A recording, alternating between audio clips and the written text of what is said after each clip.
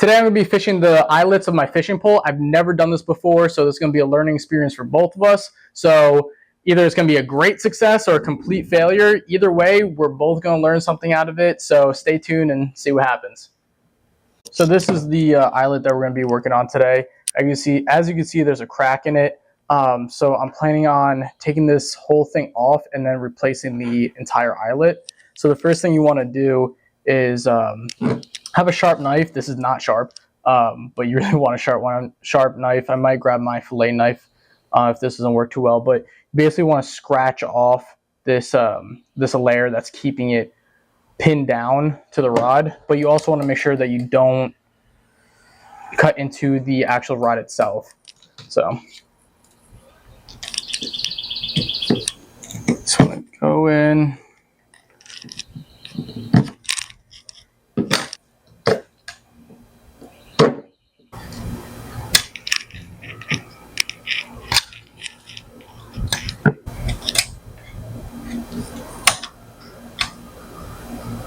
So after all said and done, that's what it looks like. Not too bad. I do have a carbon fiber rod, which does take damage a lot better than like a wood rod. So there wasn't really much damage on it, but I tried to clean it off as much as I could. So the next thing that we're going to do is add the new eyelet onto the rod like that. So how I'm going to go about it is there's a few different ways. You can either start with glue, or I've seen you can start with tape as well. I'm going to try to start with tape. I feel like that might hold it down better. So you put it kind of towards the top here. Try to line it up as best you can with the other eyelets. You can adjust it if need be, but it's better if you get it from the jump. So I taped it down and it seems to be lined up with the other eyelets. It is lifting off a little bit, but I'm going to start the line here and then work my way up, and then that should drop down. So what I'm first going to do is I have another one of my fishing reels coming off for this line and set at a loose drag. So that's what I'm using to try to keep tension. We're going to start by taping the end of the string towards the top here, just to kind of keep it a little bit sturdier. And then, as it comes loose. So after it's taped down to the end, I did have to put a bigger piece of tape because it kept slipping through. So once you have it pinned down, you can start wrapping it and trying to keep that tension on. I feel like the beginning is going to be the hardest part to start. Oh, that's not too bad actually. So just keep spinning. There we go.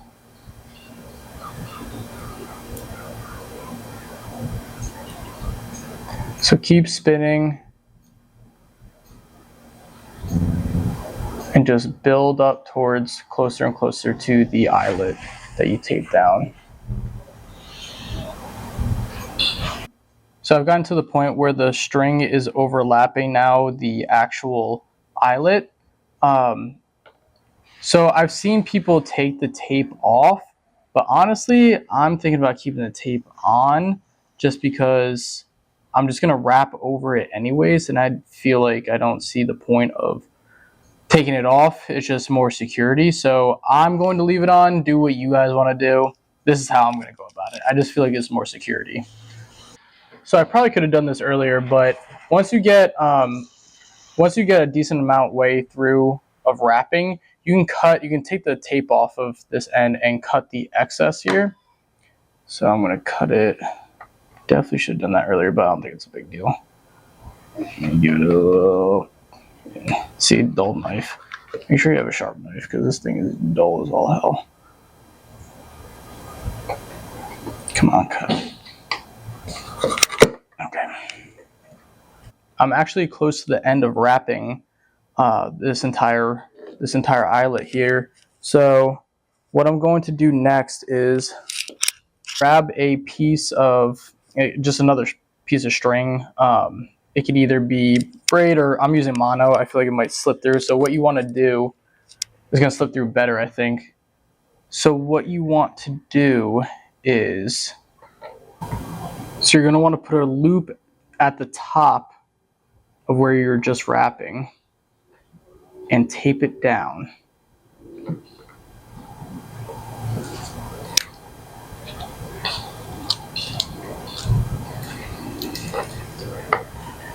That was a horrible tape job, but it doesn't need to be that secured.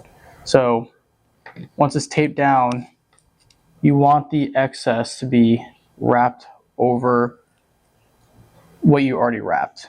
So make the final touches of your wrap.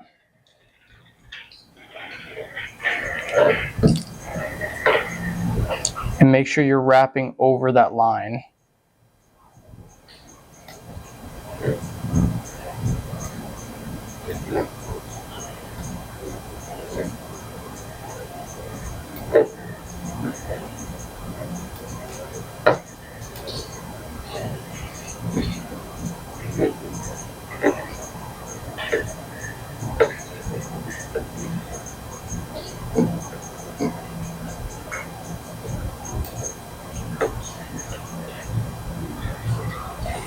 So once you wrapped it around the loop enough times, you can untape this.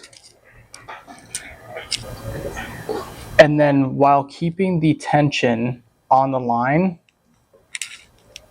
so put your thumb right where the line is, you're going to want to cut the line.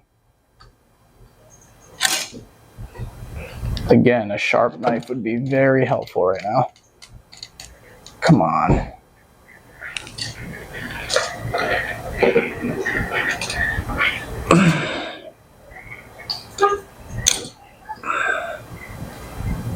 Jesus.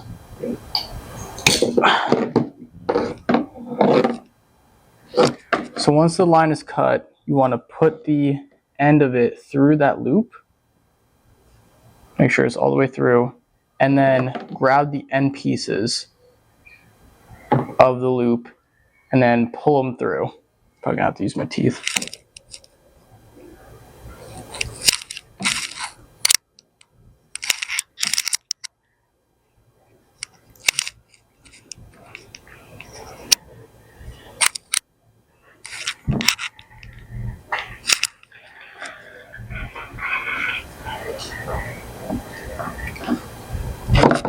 Just like that. So it just pulled it all the way through. So now that the line is pulled through and it's now secured by those other lines that we pulled underneath, we can cut off the excess amount of line.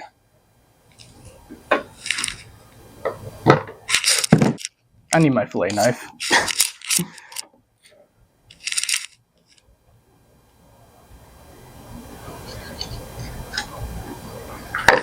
My fillet knife isn't even sharp. That's crazy. Need a sharpener. There we go. Good enough. Okay.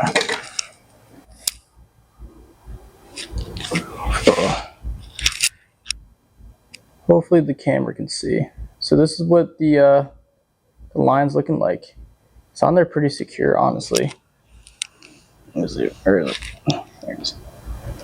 Yeah, it's on there pretty secure. Give it a little tug, a little movement.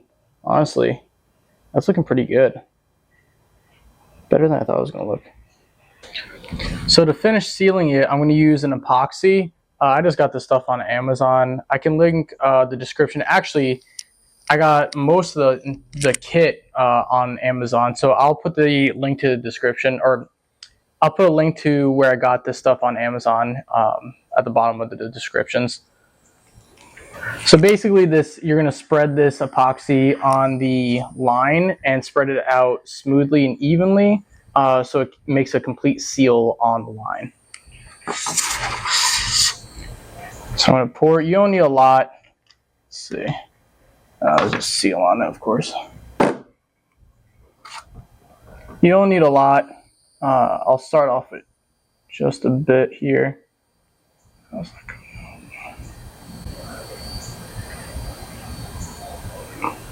Start off with that much. I think that should be enough. With a brush, basically what I'm going to do is just try to spread it out as evenly along the line as I can.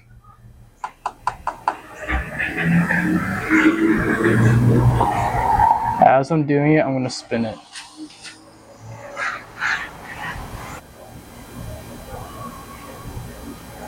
So you also want to make sure that you're getting behind the eyelet here. Ooh. Put a big glob right behind on the inside, right where it starts lifting off of the line, to make sure it's nice and sealed inside of there too, because that could be a weak spot. So make sure you get enough of the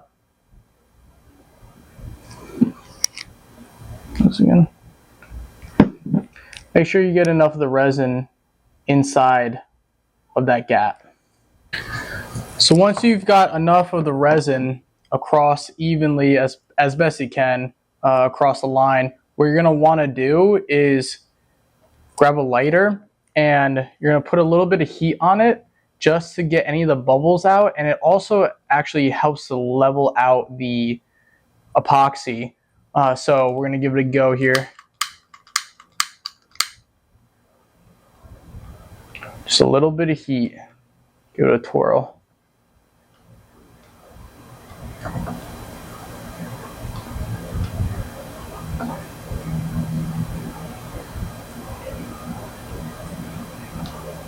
That should be good.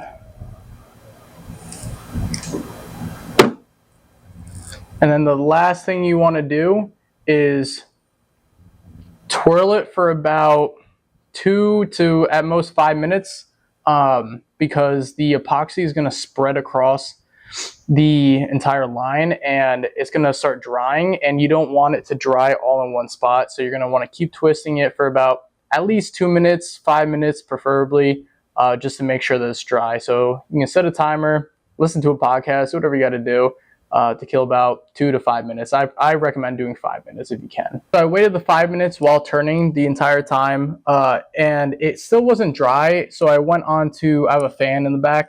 I put it over the fan for another 5 minutes and kept turning it. It's not completely dry, which shouldn't be a surprise.